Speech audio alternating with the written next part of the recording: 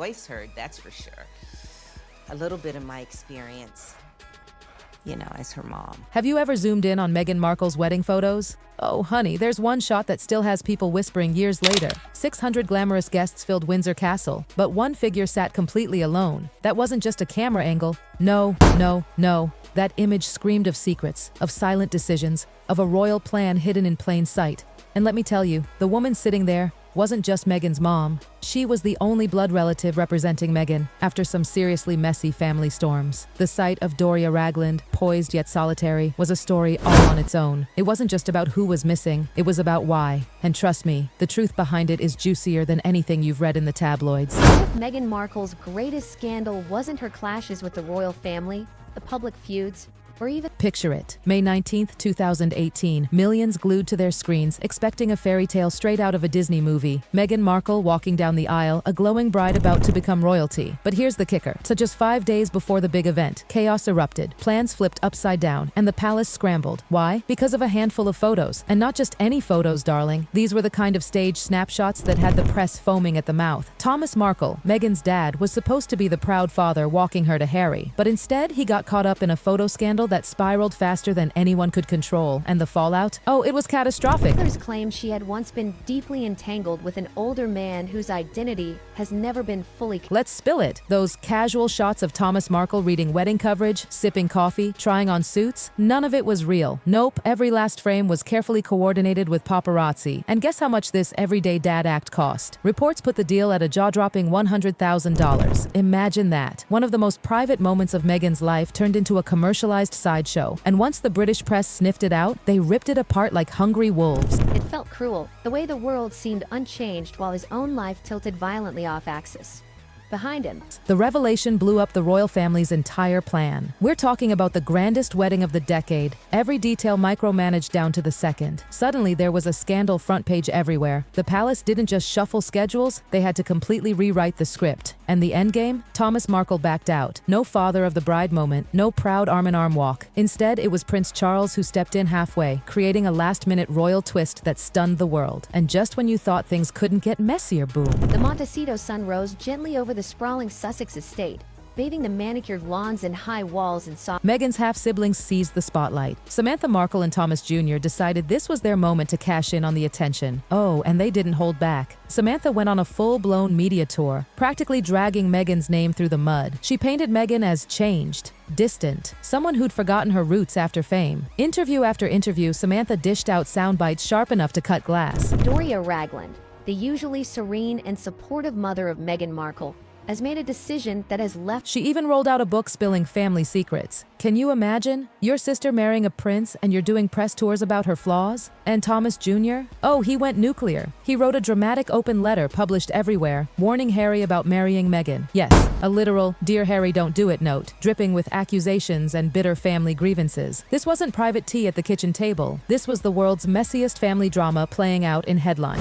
Meghan Markle's half-sister definitely isn't half-hearted in her recent takedown of— From their perspective, they'd been frozen out. They claimed they grew up with Meghan, shared holidays, shared laughs, and suddenly she was a stranger. A stranger whose milestones they were learning about on TV like the rest of us. And you know what? Maybe they did feel abandoned, but airing it to the press? That's a whole different game. For palace staff, this was a nightmare. They were trained to handle scandals about jewels, tiaras, protocol. Doria confesses to police that Meg hides money that she stole from King Charles in Doria's scammy elder— Not family members blasting interviews on primetime television. And then came the big day itself. The world watched, jaws dropped, as Doria Ragland sat alone inside St. George's Chapel. 600 glittering guests, aristocrats, royals, global celebrities, and there was Meghan's mother, the sole representative of her family. Can you imagine the weight of that? One woman carrying the dignity of an entire side of the family, while the other half of the chapel gleamed with crowns and titles. The atmosphere was electric. The royals chatted across the aisle, the crowd buzzing with excitement, but Doria sat calm, still a quiet storm of composure. Every camera lens caught her, every headline dissected her presence. She wasn't just the bride's mother. She has been instructed not to tell the person that it's Harry and Meghan that they're potentially meeting with. She was a symbol of endurance, of sacrifice, of holding it together while chaos swirled around her daughter. This wasn't just circumstance. Oh no, it was deliberate. With Thomas Markle out and the half-siblings excluded after their public outbursts, the choice was crystal clear. Keep it dignified, keep it respectful, keep it small. And so it was Doria, the backbone, the silent force. And can we talk about how flawlessly she handled it?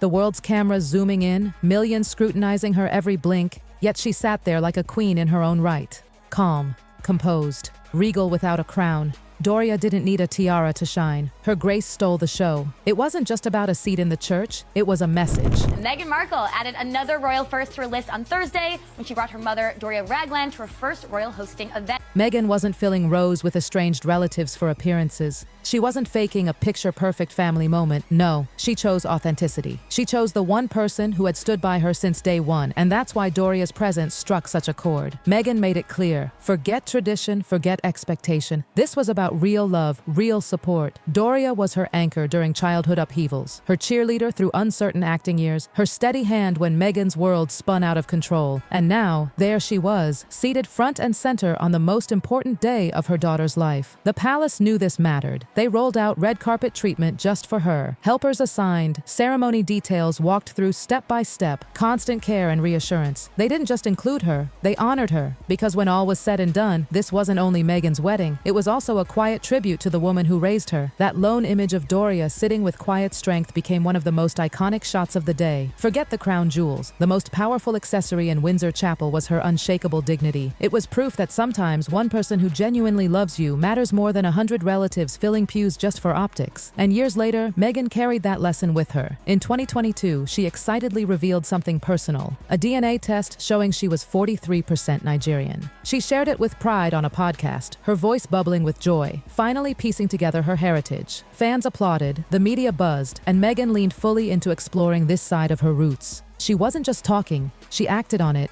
traveling to Nigeria in 2024 for an emotional, beautiful journey of discovery. Photos of her beaming, connecting with her supposed heritage, flooded social media. For Meghan, it was more than a statistic. It was identity, belonging, purpose. But oh, the plot thickened. When The Daily Show brought up Meghan's Nigerian heritage during Doria's appearance, her mom dropped a comment that stopped everyone cold. She wasn't sure where Meghan's 43% Nigerian claim even came from. Yes, Meghan's own mother publicly questioned it. The internet exploded. Was Meghan misreading her DNA results?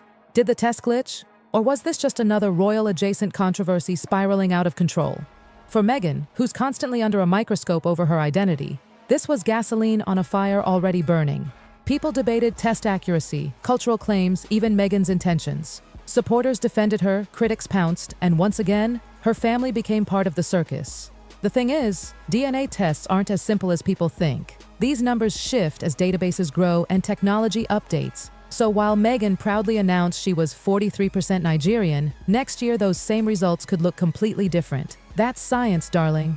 But try telling that to the internet. Once doubt creeps in, speculation multiplies like wildfire. That's why the Meghan wedding wasn't just a family story, it was a turning point. The old royal strategies simply didn't work anymore. They were dealing with a world where anyone with Wi-Fi could shape the narrative. The gossip cycle never ended. News reported it, social media debated it, the news reported the debates, and back again. The loop was endless, and Meghan, caught in the center, had no escape. She wasn't just marrying into a family, she was colliding with an institution unprepared for the 21st century rumor mill. The palace learned a painful lesson. Sometimes, the only way to manage a story is to embrace its messiness. Authenticity, even imperfection, played better than the illusion of control. That's why Doria sitting alone wasn't a weakness. It was strength. It was honest. And that honesty resonated louder than any carefully staged family tableau could have. Now here's where the whole saga takes a sharp twist. Years after Windsor, the wedding wasn't just remembered for the tiara, the carriage ride, or that breathtaking kiss on the chapel steps. No, it became a case study in how the royals had to evolve. Before Meghan, the family mantra had been simple.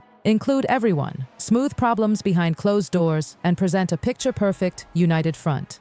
It didn't matter how messy things got behind the palace gates. By the time cameras rolled, the illusion was flawless. But Meghan's wedding shattered that playbook. Thomas's staged paparazzi photos, the siblings' televised rants, the never-ending social media churn, all of it forced the palace to face reality. They couldn't spin it, couldn't bury it, couldn't silence it. For the first time in decades, the monarchy was dealing with a modern family storm in public view, and it changed them. Insiders later admitted that the institution began taking a harder, more practical stance. Instead of bending over backward to include every relative, they started asking tougher questions. Who might be a liability? Who's likely to talk? Who's social media savvy in all the wrong ways? It was less about tradition, more about survival. This was a seismic shift. A centuries-old system suddenly realized that appearances weren't enough anymore. Authenticity, or at least the careful illusion of authenticity, mattered more than staging. Doria sitting alone symbolized that. It wasn't about faking a family picture. It was about showing the truth. Meghan's circle was small, but strong. And let's not forget, this wasn't just the royal family learning on the fly. Meghan herself was navigating something impossible. She was straddling two worlds, the buttoned-up palace machine and her outspoken American roots. Both sides clashed constantly. The result? Meghan bore the brunt of every headline, every whisper, every suspicion. But here's the part people rarely acknowledge. Meghan's wedding forced the royal family into the 21st century. Whether they liked it or not, they had to start anticipating social media storms, prepping for relatives who might go rogue, and reshaping the very way they managed public image. The lessons of Windsor rippled into every royal event that followed. Suddenly, protocols changed, guest lists tightened, media strategies adapted. The palace was less concerned with looking perfect and more focused on controlling damage before it spread online. Meghan's chaos became their blueprint for survival in the digital age, and yet, behind all the drama, all the headlines, all the noise, there was still that striking image, Doria Ragland, sitting alone but radiating strength, a single mother who'd weathered storms, who raised her daughter through chaos, who stood tall when the world was ready to pounce. That, more than the dress or the vows or the carriages, became the lasting memory, because in the end, what the world saw wasn't just a royal wedding. It was a reminder that even in castles, families are complicated. Even behind crowns, there are fractures. And even in the middle of the biggest spectacle on earth, one woman's quiet grace can outshine them all.